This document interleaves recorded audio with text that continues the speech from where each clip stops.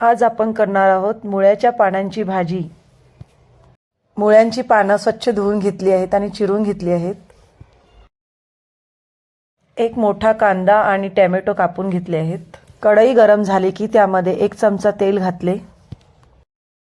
तेल गरम झाले की चिमूटभर हिंग, आलं मिरची लसूण कोथिंबीर यांची 1 चमचा पेस्ट घातली।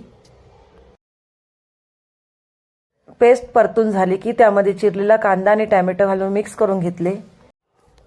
1 चमचा मीठ, 1 चमचा हळद आणि 1 चमचा मिरची पावडर टाकून सर्व मिश्रण मिक्स करून घेतले।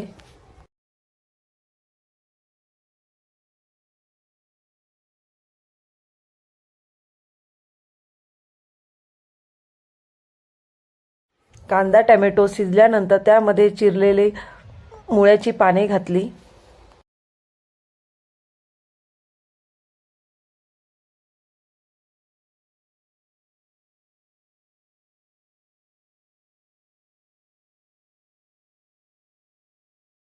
मुळ्याची पाने परतून घेऊन ती भाजी शिजवून घेतली।